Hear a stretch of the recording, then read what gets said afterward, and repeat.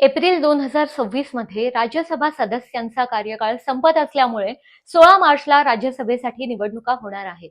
त्यामध्ये महाराष्ट्रातून सर्वाधिक म्हणजे 7 जागांसाठी निवडणूक होणार आहे. महाराष्ट्रातील 7 जागांसाठी होणारी ही निवडणूक राजकीय दृष्ट्या महत्त्वाची मानली जाते. विधानसभेतल्या पक्षीय संख्याबळाच्या पार्श्वभूमीवर कोणत्या पक्षाला किती जागा मिळणार याकडे सर्वांचंच लक्ष लागलंय. निवडणूक आयोगाने जाहीर केलेल्या कार्यक्रमानुसार अर्ज भरण्याची अंतिम तारीख 5 मार्च निश्चित झाली.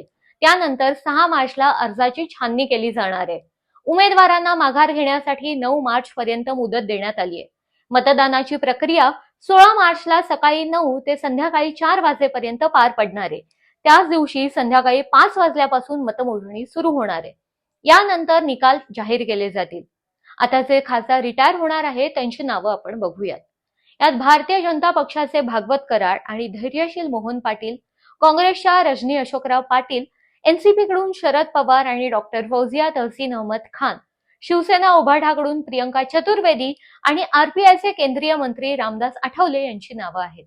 महाराष्ट्रातल्या रिक्त होणाऱ्या 7 जागांपैकी सध्या भाजपकडे 2 आणि मित्रपक्ष आरपीआयची 1 अशा एनडीएच्या 3 जागा आहेत. तर महाविकास आघाडीच्या शरद पवार गटाच्या 2 तर काँग्रेस आणि उद्धव सेनेची प्रत्येकी 1 अशा 4 जागा आहेत. मात्र विधानसभेतलं संख्याबळ लक्षात घेता एनडीएच्या 6 जागा निवडून येतील. त्यामुळे राज्यसभेत महाराष्ट्रातून एनडीएचे संख्याबळ वाढेल अशी चर्चा आहे.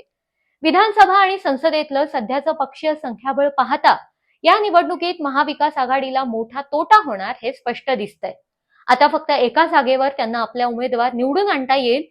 या स्थितीत हे 3 पक्ष मिळून या राज्यसभेवर कोणाला संधी देतं, तो भाग्यवान उमेदवार कोण असणार याची उत्सुकता सर्वांनाच लागली. आता महाराष्ट्राचे मुख्यमंत्री देवेंद्र फडणवीस यांनी राज्यसभेबाबत मोठं वक्तव्य केलंय. भाजप, शिवसेना आणि राष्ट्रवादी काँग्रेस यांच्या महायुतीचे 7 पैकी 6 उमेदवार निश्चितपणे निवडून येतील असा विश्वास त्यांनी व्यक्त केला. उर्वरित 1 जागा विरोधकांना मिळेल आणि ती कोणाला द्यायची हे त्यांनी ठरवावं असंही त्यांनी स्पष्ट केलं.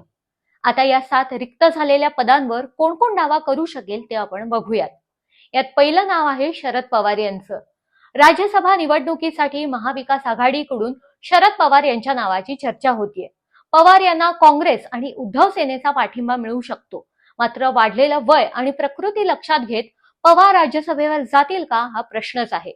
पवारांनी राज्यसभेवर जायला नकार दिलास तर महाविकास आघाडीला सर्वांच्या सहमतीचा उमेदवार द्यावा लागेल. नंतर आहे शिवसेनेतून माजी खासदार राहुल शेवाळे यांच्या नावाची चर्चा होतीये. शिवसेना नेते राहुल शेवाळेंनी मुंबई महानगरपालिकेत दीर्घकाळ काम केलंय. मुंबई महापालिकेच्या सर्वात शक्तिशाली असलेल्या स्थायी समितीचं अध्यक्षपद 4 वेळा त्यांच्याकडे होतं. याशिवाय ते विविध समित्यांचे सदस्य राहिलेत. पालिकेवर 3 वेळा नगरसेवक म्हणून निवडून आले होते. नंतर आहेत अजित पवार यांच्या राष्ट्रवादीकडून नरेश अरोरा यांच्या नावाची सुद्धा चर्चा होतीये. राष्ट्रवादी काँग्रेस अजित पवार गटाचा उमेदवार कोण याबद्दल कमालीची उत्सुकता आहे. राज्यसभेत पक्षाचं प्रतिनिधित्व करणाऱ्या सदस्याला 6 वर्षांची कारकीर्द मिळणार असल्यामुळे या जागेबद्दल नक्की काय करावं हा प्रश्न सुनेत्रा पवार या स्वतःच लक्ष घालून हाताळणार असल्याची चर्चा केली जाते. राष्ट्रवादी काँग्रेस अजित पवार गटाचे निवडणूक रणनीतिकार नरेश अरोरा यांना राज्यसभेत जाण्याची इच्छा असल्याची जोरदार चर्चा होतीये. राज्यसभा उमेदवार देताना भाजप धक्कातंत्राचा अवलंब करण्याची मोठी शक्यता आहे. भाजपमधून विनोद तावडे यांचं नाव समोर येतंय. त्यामुळे पक्षातल्या कामगिरीचं बक्षीस तावडेंना मिळणार का असा प्रश्न पडतो. भारतीय जनता पक्षाचे नेते विनोद तावडे या निमित्त राज्यसभेत दमदार प्रवेश घेणार अशी शक्यता वर्तवली जाते. बोरिवली विधानसभा मतदारसंघात 2019 साली उमेदवारी नाकारल्यानंतर तावडे यांनी पक्षाच्या संघटनात्मक कार्यात स्वतःला गुंतवून टाकलं. मात्र त्यांच्या पक्षनिष्ठेचं पारितोषिक आणि कामगिरीचं बक्षीस म्हणून त्यांना राज्यसभेत पाठवलं जाईल अशी शक्यता वर्तवली जाते. 5वं म्हणजे बीजेपीकडून विजया रहाटकर यांना सुद्धा अपेक्षा आहे. राष्ट्रीय महिला आयोगाच्या अध्यक्षा विजया रहाटकर यांना संधी दिली जाईल अशी शक्यता आहे. भारतीय जनता पक्षात 1 व्यक्ती 1 पद हा निकष अंमलात आणला जात असल्यामुळे त्या राज्यसभेवर निवडून आल्या तर त्यांना राष्ट्रीय महिला आयोगाचं अध्यक्षपद सोडावं लागणार हे नक्की. भाजप याबाबत काय निर्णय घेतो याकडे त्यांचं लक्ष लागलंय. संभाजीनगरच्या महिला महापौर राहिलेल्या रहाटकर या मुख्यमंत्री देवेंद्र फडणवीस यांच्या निकटवर्तीय मानल्या जातात. महापौर असताना या दोघांनीही आपापली शहरं म्हणजे संभाजीनगर आणि नागपूरसाठी केलेले एकत्रित काम लक्षात घेता त्यांना ही संधी मिळेल असे अंदाज बांधले जातात. 6वं नाव म्हणजे धैर्यशील मोहन पाटील. धैर्यशील मोहन पाटील हे पोटनिवडणुकीत राज्यसभेवर गेल्यामुळे त्यांना पुन्हा एकदा संधी मिळू शकते अशी चर्चा आहे. धैर्यशील मोहन पाटील हे महाराष्ट्रातील तुलनेने शांत पण संघटनात्मक ताकद असलेले नेते म्हणून ओळखले जातात.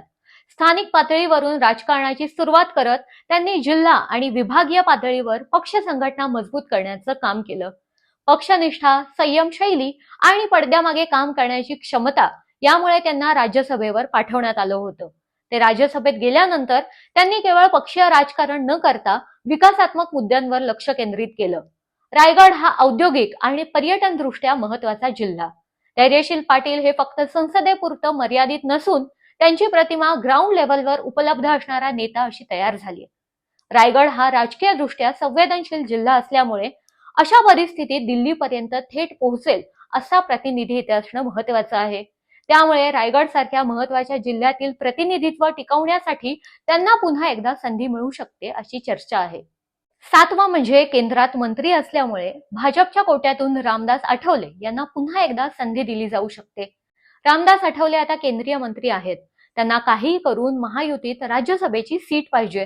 त्यामुळे एकूणच बदललेलं राजकीय समीकरणात जोडतोड आणि चर्चांचा बाजार गरम आहे.